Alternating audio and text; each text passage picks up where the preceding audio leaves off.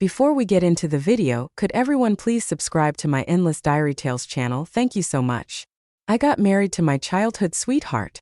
On the same day, his brother married his childhood sweetheart. The two sons of a wealthy Texas tycoon were holding weddings simultaneously, creating a sensational scene in the city. The grandeur of the weddings was unforgettable. My wedding gown was custom-made with a veil length of 10 meters. We had the wedding at the estate following Grandpa's suggestion. After the ceremony, as we drank to each other, I was escorted back to the room, feeling feverish and gradually losing consciousness, only remembering the intimate moments of the night.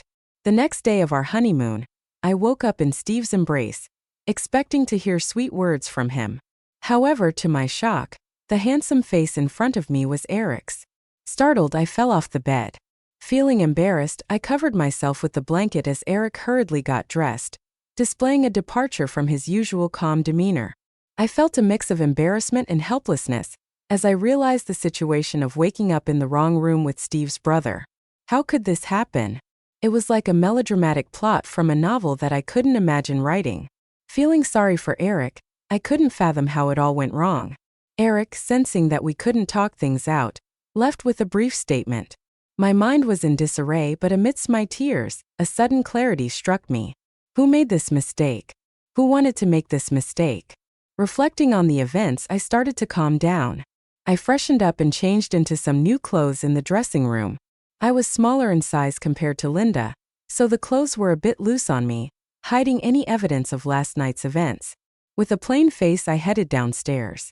In the living room, Linda was crying in Eric's mother's arms, while Steve and Eric looked at her with concern. The situation was chaotic, with Eric's mother displaying a sense of helplessness. Meanwhile, Eric's father and grandpa were clearly upset by the absurdity of it all. Amidst the commotion, Linda abruptly pushed Steve away, hitting her head on a pillar before collapsing. The family rushed to take her to the hospital, leaving me standing alone, forgotten. On what was supposed to be the joyful second day of my marriage, I wasn't sure how long I stood there nor when I lost consciousness. But when I woke up, I found myself in Eric's room again. Feeling hopeless, I was on the verge of giving up until Eric's voice broke through, offering comfort in my despair. All these years of feelings, and this was all I received. Care from him when I felt most despondent, not from the one I yearned for. A surge of bitterness flooded my heart, contemplating a drastic end with them.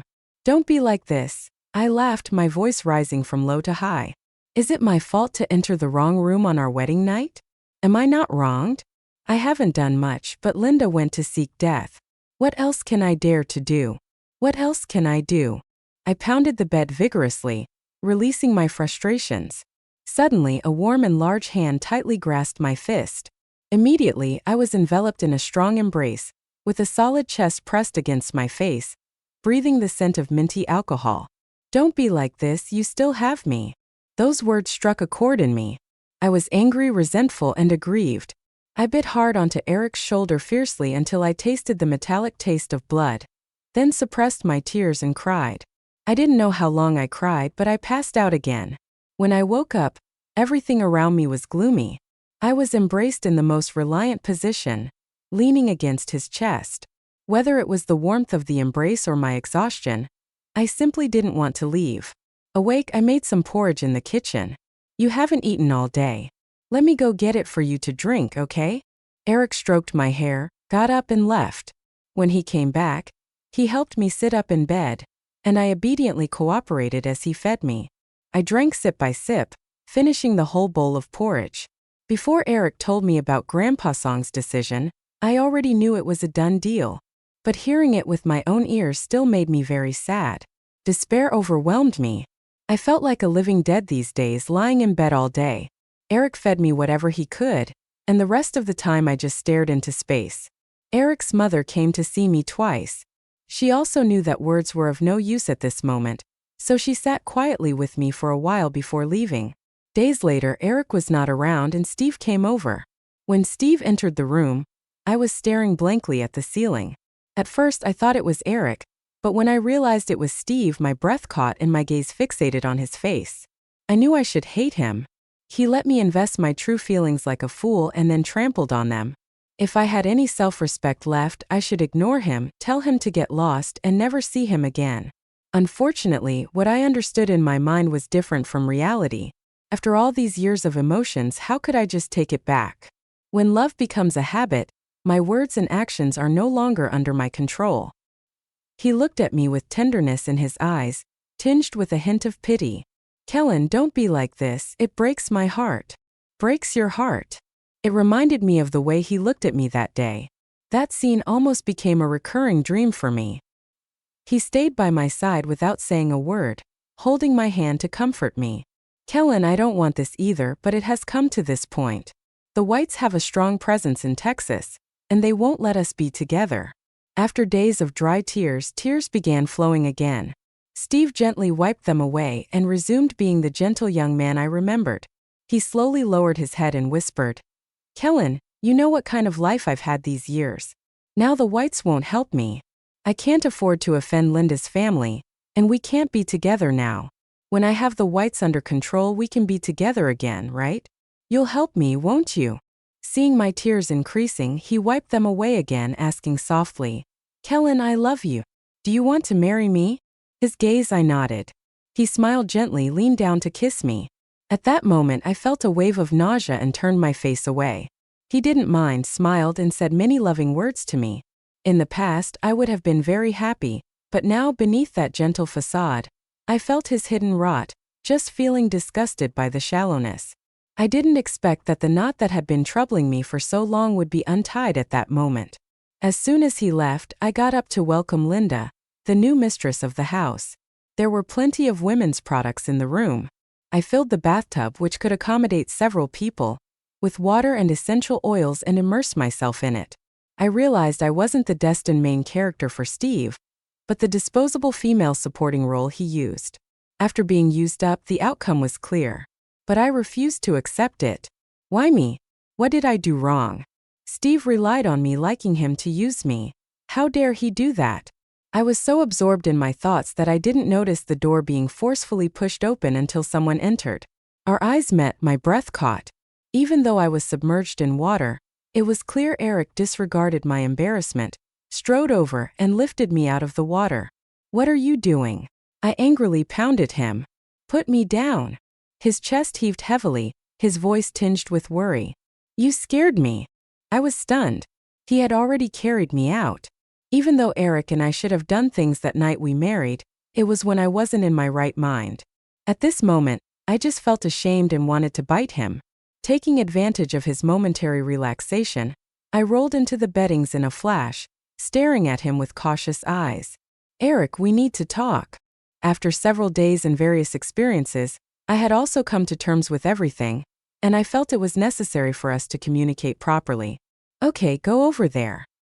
He noticed my wariness and reluctantly walked away in the direction I pointed at. Eric's clothes were mostly wet, his white shirt clinging tightly to his body, giving him a slightly restrained and beautiful look. Just a glance, and I quickly looked away. So awkward. After a while, I finally spoke. Eric, I don't understand how our beautiful wedding turned into this. Honestly, I've loved Steve for so many years, and this outcome has left me desperate and broken. Thankfully, you were there for me these days, or else I wouldn't have been able to cope. But our relationship was wrong from the start, and I don't want to hold you back, so... Do you still want to marry Steve? Eric interrupted me, meeting my uncertain gaze. I shook my head honestly. No, it's impossible between us. What about you, Eric? Have you forgotten about Linda? Even though my mistakes couldn't be undone, I was stepping back. You and Linda still have a chance. Do you think Steve will give me that chance? He replied with a question. I realized he had seen through Steve's intentions long ago. I thought about it seriously. Indeed, if Steve wanted the Whites, he certainly wouldn't give up the great asset. Their dominance in the business world over the past few years was formidable, something the declining Smiths couldn't compare to. Not long after Eric took over the Song family, Steve joined them. He united with the Tion family to deal with Eric. I couldn't predict the outcome. Looking at Eric bowing his head in helplessness, I felt a compassionate bond with him as fellow forsaken souls. So can I help somehow? Surprisingly, without hesitation, he replied, yes. I was puzzled. How? Keep being my wife. Help me deal with Steve. Initially, I wanted to say I didn't have that much influence over Steve. But realizing Steve's cunning schemes, a surge of hatred rose in me. Didn't Steve want the whites? Okay then, I won't let him have it his way. Let's do it. I'll help you. The next day, Eric and I came downstairs together. At the sight of me, Eric's mother's eyes welled up with tears. His father and grandfather showed expressions of relief. They thought I had finally accepted the reality. And indeed I had. After breakfast, I brought up the topic myself. Eric's mother didn't agree but eventually had to divulge that Steve was at the hospital with Linda. She tried to change the subject, but I insisted on going to the hospital to visit Linda. You're still a bit weak. Rest at home first, Eric disagreed. His mother agreed. Yes, Linda is fine now. You should take care of your own health first. I knew they had concerns, but this time I had a reason to go. Eric couldn't resist me and had to accompany me. We arrived at a well-appointed private hospital. He led me familiarly up to the 10th floor through a long corridor and stopped outside a room. The whole floor was quiet, indicating that one needed a certain background to be a resident here. Before entering, Eric tried to hold my hand, but I avoided it. As I looked up, I saw a depth hidden in his eyes. I looked away, pushing the door open without hesitation. Inside the room, 2 people were kissing passionately, too engrossed to notice us outside. I just stood there watching with unblinking eyes, feeling a twinge in my heart, but it was already so much better than before. In the next moment, everything went dark. It was Eric's hand. He wanted to pull me away, but I stood my ground until I heard Linda's sobbing. Steve, don't do this. There's someone here. Then came a flurry of high-pitched rustling sounds. As the covering hand moved away, the scene in front of me had drastically changed. Linda lay on the hospital bed, and Steve stood at the foot of the bed. Eric, Kellen, why are you here? Oblivious to the awkwardness in the air, I walked closer to the bed. I came to see Linda. Linda's forehead was bandaged, concealing any injury, but her lips were a vivid scarlet, piercing my eyes painfully. Perhaps my gaze was too direct. Linda blushed and shot Steve a glare. Publicly displaying affection like that was really sickeningly sweet. I felt more and more suffocated in my heart. Kellen, don't misunderstand. Linda's explanation was very weak. To me it didn't sound sincere, more like provocation. Misunderstand what I find amusing. Did you and Steve not kiss? I never expected to be so straightforward. Both Steve and Linda's faces turned ugly. Linda, with a pale face, timidly said, Kellen, I'm sorry. I comforted her with a smile. What did you do that you need to apologize for? Her face was pale, eyes filled with tears, and she looked toward Steve for help. Kellen, Steve reprimanded. Linda is innocent. Any dissatisfaction you have should be directed at me. Before I could react, I heard Steve say, She's your sister-in-law. I hope you get your attitude straight. Eric's voice was not loud but firm. A warm feeling flooded my heart. I have to admit, being protected feels good. Brother Steve didn't dare to confront Eric directly. Eric's gaze was sharp. You better remember that. Having a strong support is truly different. Facing Steve's questioning look, I didn't dodge. I asked Steve, What did I say to make you so angry? Did I say anything wrong? Linda, pretending to be weak, I could ignore, but if she continues targeting me, I might start to dislike her. I don't understand. I thought she liked Eric. Now she's targeting me openly and indirectly. Does she want Steve instead? Seeing Steve stunned, I continued. I came here today sincerely. Even though I look at Linda, I don't know what you are afraid of. But I have to say, marriage is not child's play. If you have decided to make a mistake, so be it. I respect your choice. At the same time, I will take care of my marriage with Eric. But I have to remind you, I always abide by the saying, I don't offend others, but I won't be offended for no reason. Opening the door at that moment, I did consider giving up. Now I've changed my mind. Steve and Linda can be together, but they shouldn't step on mine and Eric's pain to reach happiness. Standing up, I walked to Eric's side, wrapping my arm around him, looking at Linda. You said something wrong. You haven't done anything to apologize for to me. On the contrary, I have to thank you for letting me have such an excellent Eric. Seeing her eyes turn red, I felt a strange sense of satisfaction. Looking at Steve, I added, Eric is right. From now on, please address me as sister-in-law.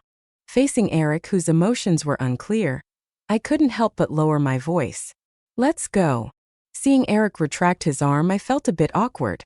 But the next moment, he put his arm around my waist, asserting his dominance by hugging me as we left. Exiting the ward still feeling stiff, I was about to leave Eric's embrace when he tightened his grip on my waist, leaning in to whisper, "He's watching." I endured it until we were outside the hospital before making my escape. The driver opened the car door for us, and we sat in the back seat. I felt like Eric was watching me, but I didn't dare to confirm if he was upset because of consoling Linda. "Do you need me to accompany you to the Smiths?" I was taken aback, realizing that in our current relationship, I needed to explain things to my parents. Okay. After Eric briefly instructed the driver, the car fell silent. The journey seemed long, and I turned to look out the window, feeling Eric's hand suddenly grasp mine. I looked at Eric in surprise, thinking, had he forgotten our relationship? Why was he touching me like this? Eric let go, and I was about to get angry when he lowered his head and softly said, "Steve is watching." I planned to push his hand away, but I froze, and from a distance it looked like I was caressing his chest. Then he gently planted a kiss on my lips. "Kellen, don't be angry," he said. He lifted me off the ground horizontally, saying, "I promise to help you, only not to sell myself to you." Eric looked slightly hurt by my reaction. I found that I couldn't stand Eric's weakness more and more recently, but he wasn't like this before. "Kellen." Our gaze turned to the door that was knocked on. "Eric." "Kellen." It was Eric's mother. I opened the door. Mom looked at Eric and said, "Linda has been discharged. Your dad wants you guys downstairs. Grandpa has something to say." I looked at Eric, and he seemed to understand everything. A few minutes later, all of us were sitting on both sides of the long table with Grandpa at the head. Those who had been in power for a long time spoke with a natural authority, and their words carried weight. In summary, no matter what went wrong on the wedding day, since it's already wrong, just let it be wrong. Quickly get your marriage certificate and live a good life. Then Dad warned Eric and Steve, the gist of it being that the past is like smoke in the wind, and from now on they must treat their wives well. I sneakily looked at everyone present, ignoring Steve's questioning expression, and quickly shifted my gaze away. After it was over, Dad called Eric alone to the study. I had already intended to avoid Eric, but now that Steve and Linda were back, I definitely didn't want to stay here any longer. I thought of going out for some fresh air. Just as I stepped out of the door, someone dragged me to a secluded corner. "What are you doing?" I shook off Steve's hand. Steve was displeased with my actions, and with a grim expression, he stepped closer to me. "What are you doing? What's going on between you and Eric?" I didn't know if his questioning was out of concern for me or worry that I would escape his control. But regardless, I didn't want to tell him the truth. "Steve, don't forget I'm your sister-in-law now. What does it matter to you what happens between me and Eric?" Steve's expression darkened even more, his eyes staring at me intently as if trying to figure something out. "Kellen, are you planning to betray me?" Angered, I laughed.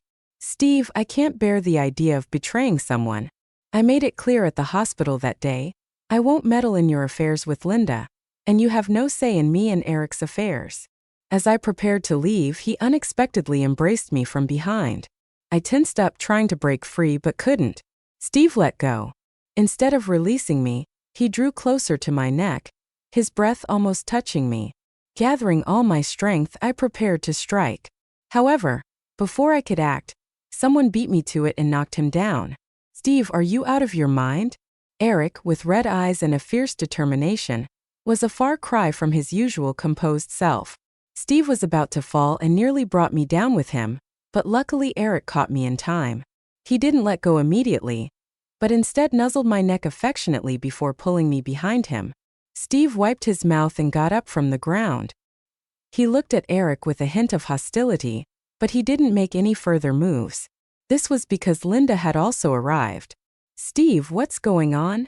She hurried to Steve, checked his wounds with concern, then glanced disapprovingly at me and Eric.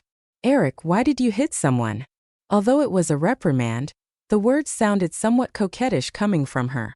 I was curious to see how Eric would respond. Linda, mind your words. Since you and Steve are married, you should call me brother. Just be careful with your words, Steve. There won't be a next time. Otherwise, it won't be just a punch. I was somewhat satisfied with Eric's response and let him lead me away. Eric half hugged and half carried me back to the bedroom, closing the door and silencing my startled exclamation.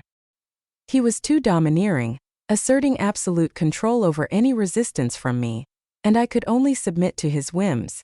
As I was about to suffocate, he allowed me a moment to catch my breath before continuing his relentless pursuit, and this went on for who knows how long. Eventually, I could no longer muster any resistance and simply accepted his advances. At last he released my lips, breathing deeply near my neck. To my surprise, his first words were an apology. I was taken aback to see Eric, who was always cold and distant, crying. How unimaginable! The unattainable and aloof Eric from school had suddenly turned so fragile. Hey Eric, calm down. And promise me you won't look at Steve anymore. It felt like dealing with a child, him setting conditions. Feeling the warm liquid drops on my neck, I agreed with him. Okay, you don't have to cry anymore. And you're not allowed to avoid me anymore. And just like that, Eric clung to me completely. Eric seemed like a different person. The abstinent and aloof godlike figure had descended and become a clingy dog, never leaving my side. If I dared to refuse him, he would cry, making me feel like a scoundrel. I knew that our situation was not right, but somehow I couldn't find the words to explain it, and just let him cling to me. Kellen, would you accompany me to the office today? He pestered me early in the morning, saying, I feel anxious when I can't see you. Thinking about his recent antics, I confronted him. Eric, have you forgotten what Steve might do? He smiled, and his dark eyes focused on me. A sense of distance arose, and he once again became the superior Eric. I agreed half-heartedly, whether out of softness or something else, and ended up going to the office with him. The office building stood tall and impressive among the myriad skyscrapers. I've been living an idle life since graduation, occasionally writing novels. I had never experienced such a fast-paced lifestyle and was quite curious about the working class. Unfortunately, when Eric and I arrived, it was already past office hours. The car drove directly into the underground parking lot. Eric led me to the highest floor via a dedicated elevator, without encountering the scenes I had imagined. Only as we entered his office did I see a few secretaries and personnel standing guard outside. They were all dressed in elite attire. Inside the CEO's office, I could see a large desk and a bookshelf that covered the entire wall, filled with a variety of books and documents. He led me to a mini desk opposite his and seated me comfortably. In front of me was the latest model of a certain brand of computer. From now on, you can create here, he said softly in my ear, suggesting I could move around the various floors to experience working life.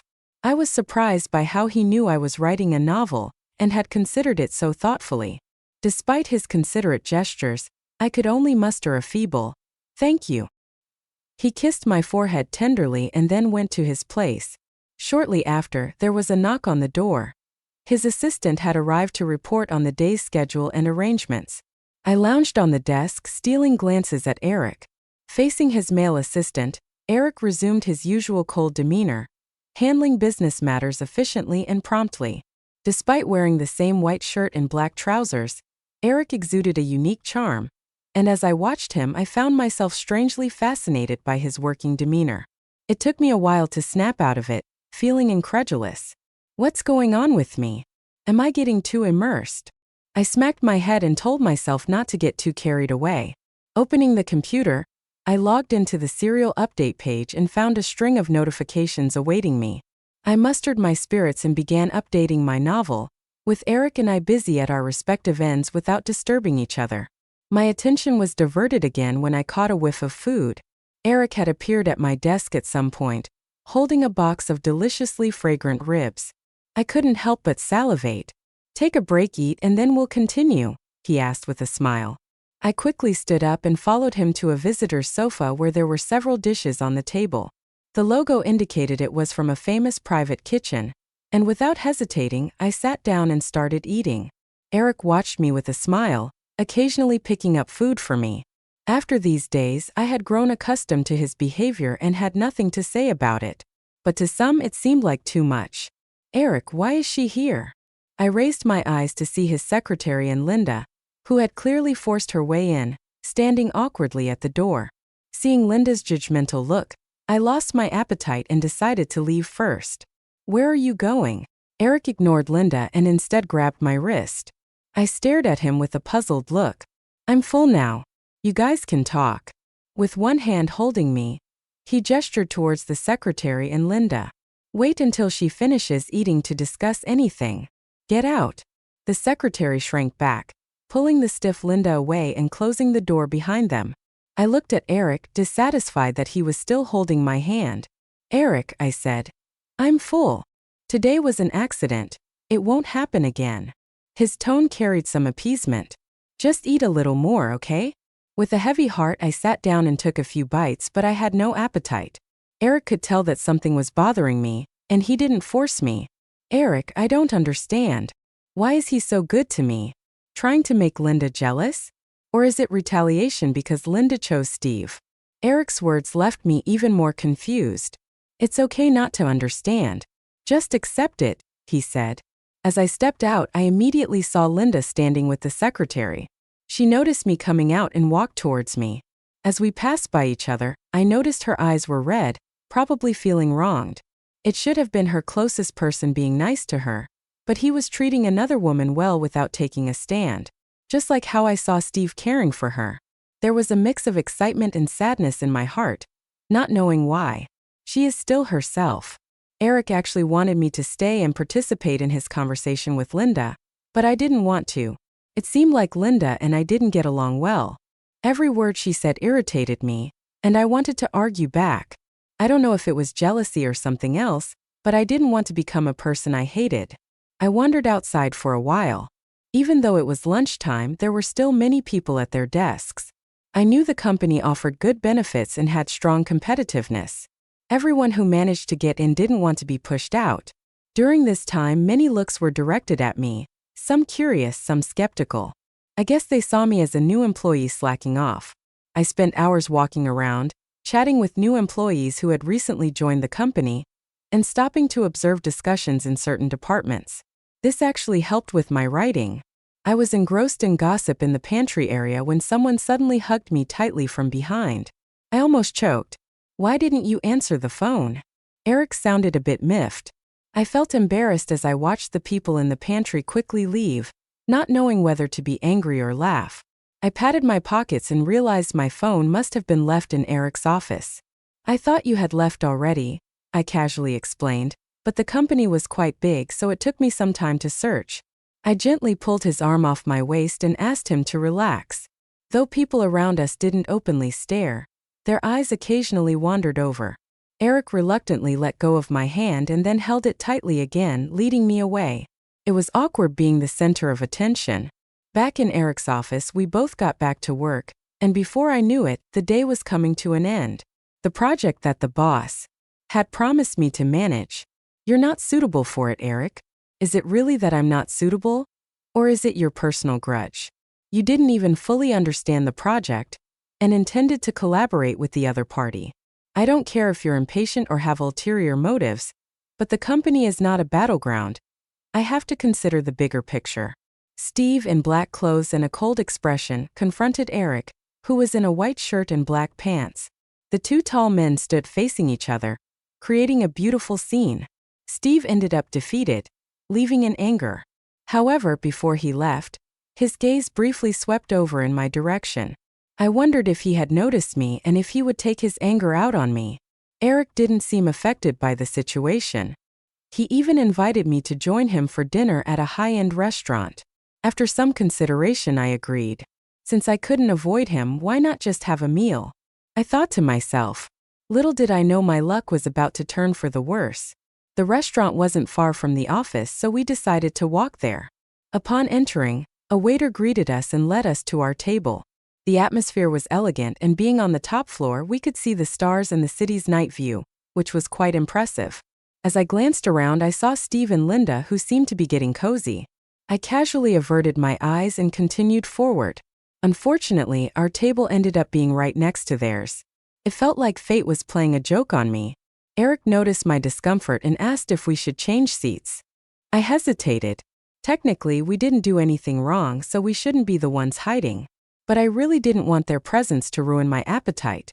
Let's switch, Eric communicated with the waiter, and we smoothly moved to another table.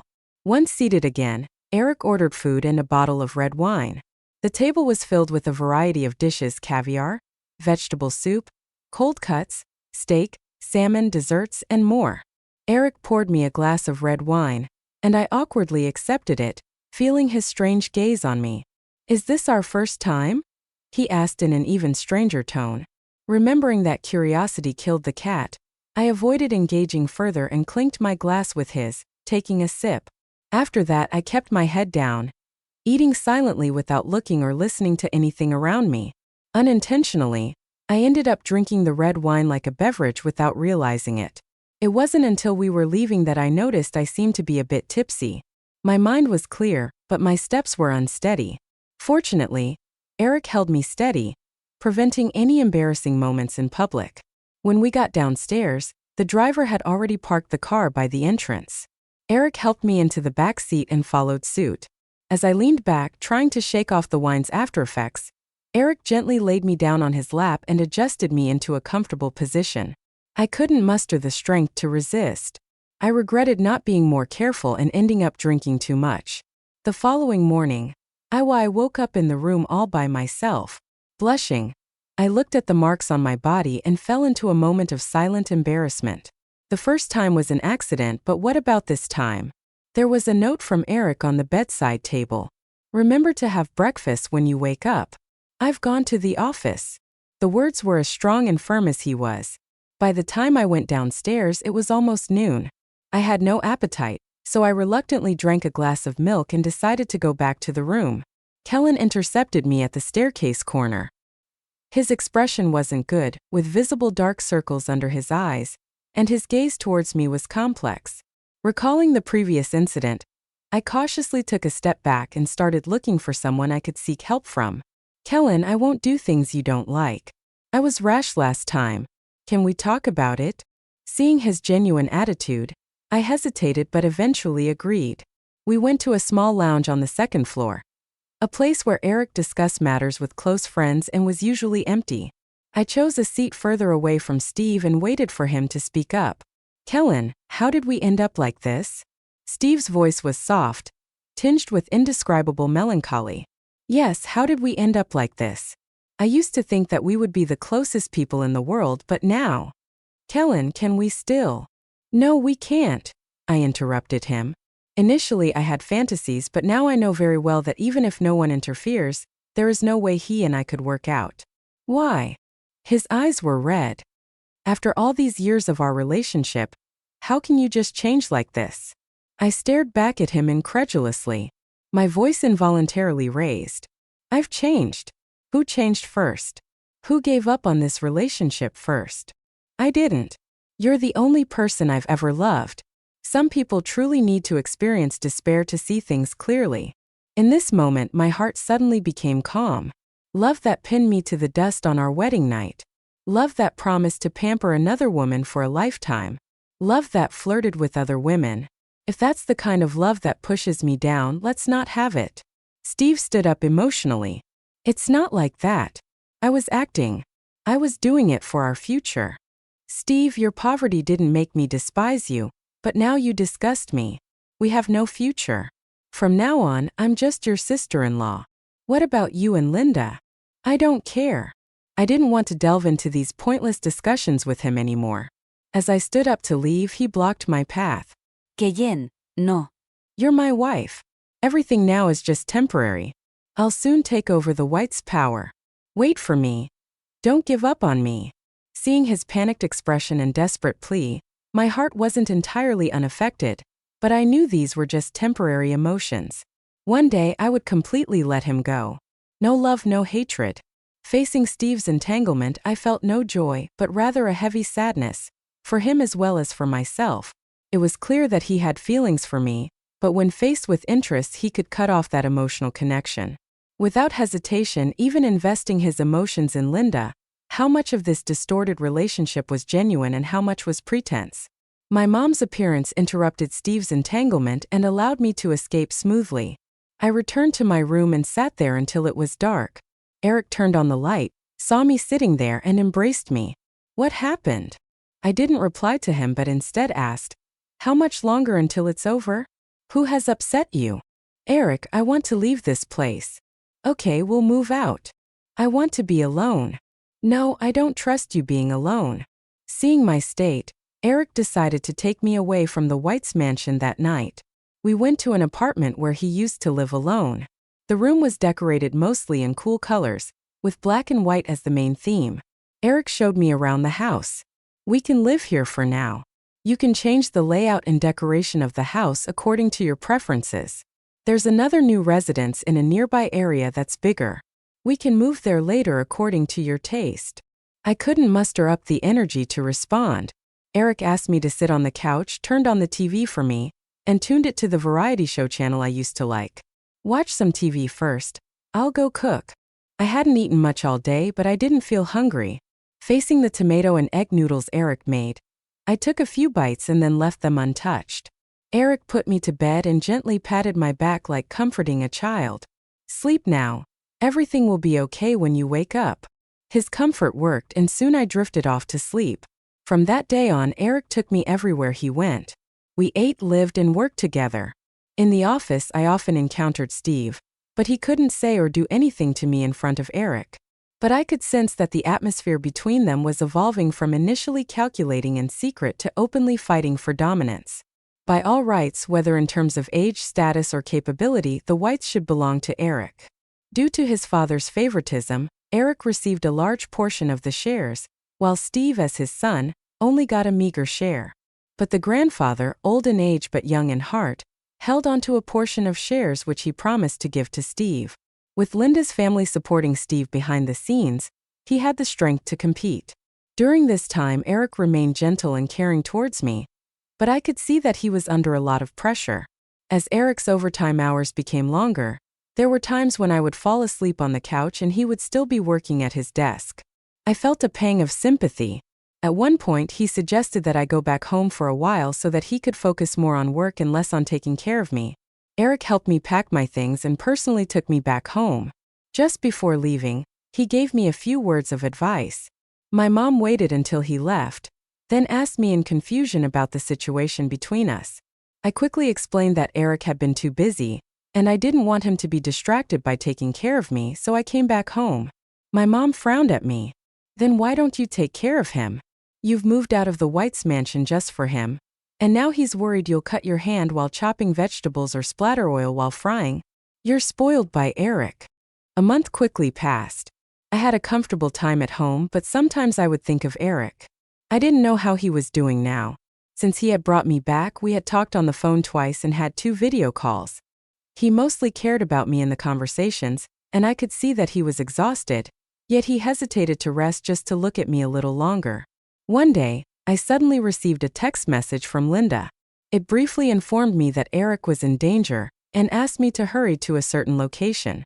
Not being foolish, I naturally asked Eric about the situation, but no matter how many times I called him, he didn't pick up. Feeling restless, I decided to go to the company. I had gone in and out of the same floor as Eric several times, and the front desk welcomed me with a smile and sent me up the elevator. No one in the secretary team knew where Eric was, only saying that he hadn't come in that day. Feeling anxious, I immediately took a car to the location Linda had informed me of. It was a hotel. When I entered the lobby, I saw Steve there, as if he knew I would come, and greeted me with a smile. I asked with a stern face, "Where's Eric?" His attitude seemed off, but I couldn't quite put my finger on it. "What have you done to him?" Steve reached out to touch my head, but I stepped back to avoid him. "Unbothered," he said. "Let's go. I'll take you to see him." I followed him into the elevator and out of the elevator. Throughout the journey, I was on high alert with him, but he seemed relaxed and open.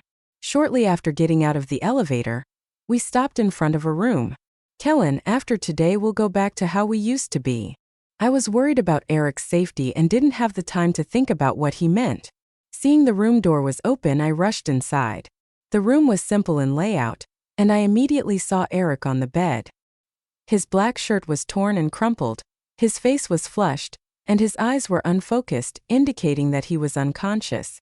Even in that state, Linda, who had pounced on him, was pushed away unintentionally. Linda was now undressed, and Eric had pushed her to the ground. Seeing me and Steve at the door, her expression turned sour. Witnessing this scene, I instantly understood Steve's intentions. He wanted Eric and Linda to have a relationship. I wanted to help, but was stopped by Steve, who pulled my hand back. He glared at Linda with disappointment. It hasn't happened yet after all this time. How useless. He was about to lead me away when the police arrived just before Steve closed the door. I wasn't foolish. If Eric was in danger, would I have gone to the meeting alone? Naturally, I had called the police. As soon as I arrived, I sent my location to the police. Thankfully, they arrived in time and took Steve and Linda away. As for Eric, I had planned to take him to the hospital, but he realized that I wouldn't let go of him. In the end, we ended up in bed in Steve's room. It was a night of chaos. As I opened my eyes, I met a pair of tender eyes, Kellen. I didn't dare to look at Eric. After Eric explained the situation, I learned the whole story. Due to Steve's instigation, there was internal turmoil within the company. But Eric managed to regain control and hold on to the White's power. The shares promised to Steve by the grandfather were taken back. After Steve's defeat, he set up Eric with the whole scene I had seen earlier. I guessed that Steve had made some agreement with Linda, such as swapping identities between the four of us. However, Eric chose to endure rather than cooperate, and the plan failed. After I called the police, Steve and Linda were taken away, and this time they would face legal consequences. With just a phone call from my mom, Eric and I returned to the White's mansion. In the living room, the three of them sat in silence, the atmosphere heavy. When they saw us, my mom came up, and her eyes were red, indicating she had cried before. She was a kind person who couldn't match Eric's status but still got along well with him. However, Steve sought to seize control of the Whites and harm his own son. After the grandfather learned about the situation that day, I truthfully recounted what had happened. Afterwards, the old man sighed and didn't say anything, only handing over a share transfer document to Eric. Everything settled down and it was finally over. Leaving the mansion, Eric took me to a new residence. I mentioned this place to you before. What style do you like? I'll have someone design it. We went through the garden, pool, living room, and bedrooms one by one. He envisioned our future together, discussing the purposes of each room and asking me which bedroom I'd like to stay in. In that moment, my heart fluttered, but I felt slightly lost about the future. Would we have a future together? Eric, give me some time, I said, meeting his concerned gaze. These days, I could sense his feelings for me, but I didn't dare to gamble. I didn't know if there would be another Steve, another betrayal, or if I'd be able to get through it. Eric, give me some time. Eric hugged me tightly and planted a warm kiss on my forehead before leading me up to the rooftop. Kellen, I'm planning to build a glass conservatory here and add a hanging chair over there. When it gets cold, you can sit here to write, relax, and bask in the sun. What do you think? Listening to Eric's plans, I could almost envision the cozy scene and found myself nodding involuntarily. Excitedly, Eric said, "Great! I'll have someone come to renovate it tomorrow." That afternoon, I accompanied Eric to the company. Perhaps due to the change in my mood, I felt uneasy throughout the day. To avoid awkwardness, I stayed in Eric's office the whole afternoon without going anywhere. That night, back at the apartment, I told Eric, I think I'll sleep in the guest room for now.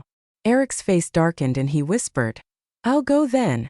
The guest room has been empty for a long time. I'll tidy it up. You can rest in the bedroom first." I was surprised that he agreed without insisting on sharing the same room. The beginning between us was indeed rough, not because I didn't want to, but because I lacked confidence. The next day, walking out of the bedroom, I found Eric sitting on the sofa, still in the same clothes from yesterday, looking disheveled and tired.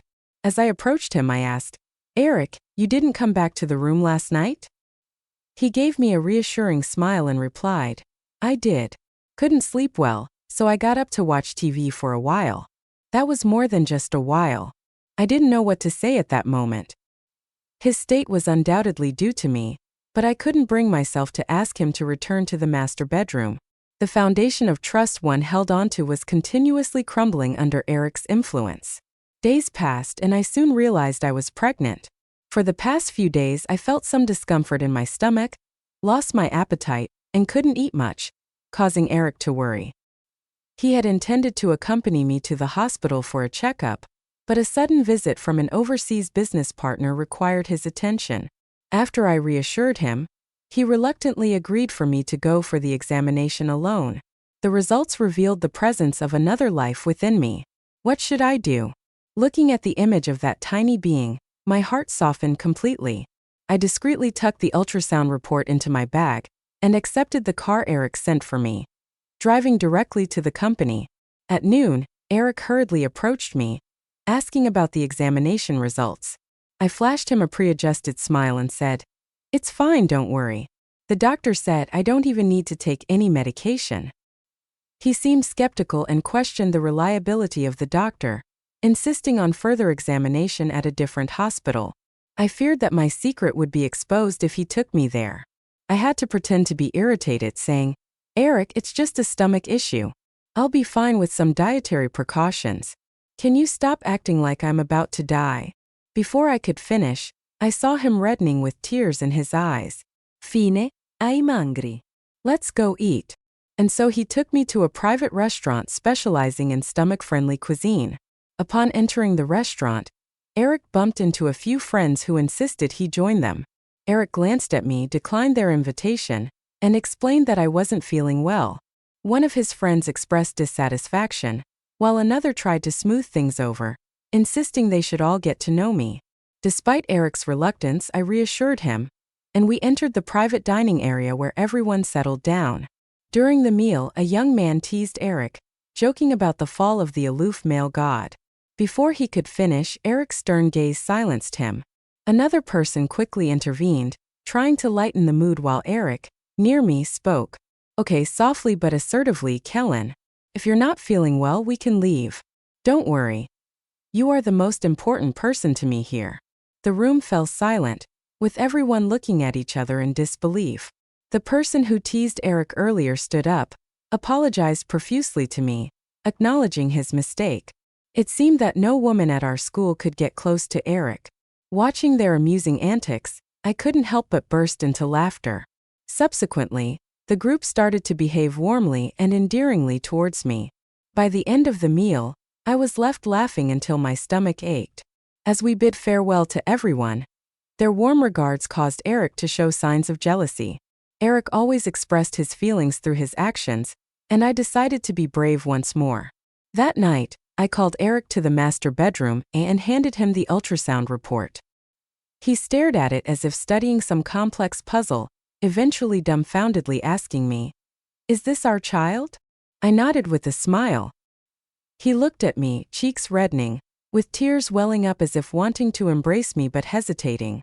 That night, despite staying in the master bedroom, he refrained from getting too close due to his concern for the baby inside me.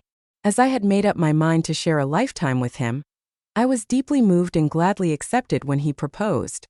On a beautiful day with great weather, we obtained our marriage certificate. Eric carefully kept the 2 marriage certificates like treasures, sighing, "Finally, everything is official." I couldn't help but chuckle. This man loved me and would continue to love me.